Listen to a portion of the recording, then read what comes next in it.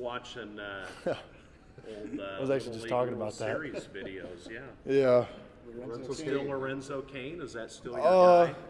Really, it was him when he was on the Royals, but since he's not on the Royals anymore, I mean, I really don't have a favorite player anymore. So, but it was him. I do have his jersey. So, Nice. yeah. Before football, what was that experience like? Before we get into football questions. You talking about like baseball? Yeah, playing in the Little League World Series. Yeah. I mean, baseball has always been like my first love. So, it was obviously a great experience going to Williamsport and playing in the Little League World Series, and it's really just like being with those guys from my hometown. It was just a great experience, and I've always loved to play baseball. But yeah. Did you see the other night when the pitcher hit the batter in the head? Did you see this replay? Pitcher hit the batter in the head. Okay, batter went down, obviously. Yeah. And the pitcher was on the mound, and he was in tears. Yeah. 12-year-old kid, or 11. The batter got up and ran to first base, or walked to first base.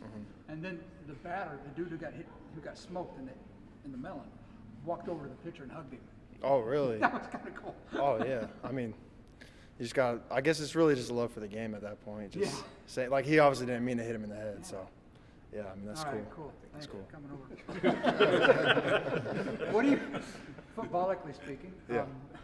what do you have to do to be the second or third, whatever it is, tight end? I feel like I just got to come back every day and just be the most consistent guy, and really just keep stacking days on days and stay in the film room, keep my plays down, and just come to practice fully prepared so I'm not making mistakes. And when I have my opportunity, just be 100% in those opportunities. When Coach Mauser tells you guys you're the janitors of the team, what does he mean? What does that mean to you? To me, it's just cleaning up other people's. I wouldn't want to say mistakes, but just being there when the team needs someone else to like clean up something. Just being able to take care of that job and take care of that duty, just to get it done. What's it been like with so many guys bringing unique skill sets in that room when you've had mainstays like Charlie and Chase? Yeah, I mean, it's definitely been a great competition all spring, and then this fall camp. It's been a lot of great competition in that room, just because we got like fast guys, we got big guys. I feel like it's just great to have those different skill sets, so then we could stay in those different personnels really, and keep the tight ends moving. What were the biggest things you think you learned from Chase and Charlie? Really from those guys, I appreciate those guys a lot, because I feel like the biggest things from them was just to like keep everything slow, but at the same time you got to play the game fast. Like in your head, you got to know your jobs, and you got to play fast with your hands, play fast with your feet, get all your steps right. So I feel like that's the biggest thing I learned from them, was just like technique and like staying in the film room and getting everything down. Losing a couple of senior leaders at the tight end position, who do you feel has kind of stepped into that leadership role? I mean, as some of the other guys in the room would not like to say it, I feel like Russ would definitely be in the leadership role, just because like he's always just making sure the tight ends are always around in the film room and just making sure that they're always together and getting everything done right, basically. So yeah, I would say Russ. You, I don't know, it was Campbell or maybe Mauser last year, a year ago, was saying that you almost were like Incredible Hulk, or maybe, I mean, you came in and you were physically right away, you looked like you were ready to go, but you had to kind of taper that. I mean, did you taper that off a little bit, or were there other things you needed to kind of develop? Yeah, I feel like I definitely came in physically ready to play, but playing college ball is a whole different level. You know, you got to be mentally ready, a lot more than physically ready. So I feel like I definitely focused a lot less on the weight room stuff and focused a lot more on the film room stuff, and signals is definitely a huge part of it too. You got to be able to get your signals, know what you're doing, and play fast. So What were, in addition to that, maybe what were some of the other like obstacles you had to face, like mentally or preparedness? Or I feel like mentally, like probably the first couple of weeks of last year of fall camp, you know, I was like missing signals and I was having a lot of MAs. So I feel like mentally that took a toll on me to the point where I was like, maybe I'm not good enough to play here.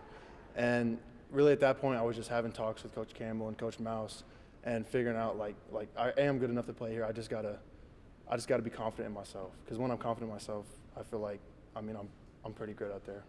So. How much three tight end sets have you? I mean, Mouse said you ran a couple. I read some of that today. Do you see that continuing to be a part of the players' formation in place?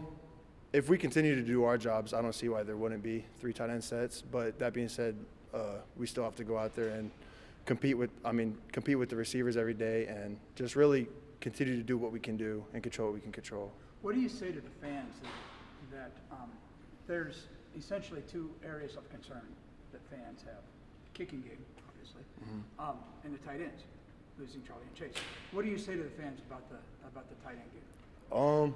I would tell them just not to worry. Be confident in the team that we have now and the tight ends that we have now, because we really are coming in every day and putting in a lot of work and getting better every single day. So I feel like there shouldn't be a lot of worry there as long as we keep stacking our days. So going back to the Little League World Series thing, playing and being part of that atmosphere, a good preparation for being on the sidelines on the field for a college football game.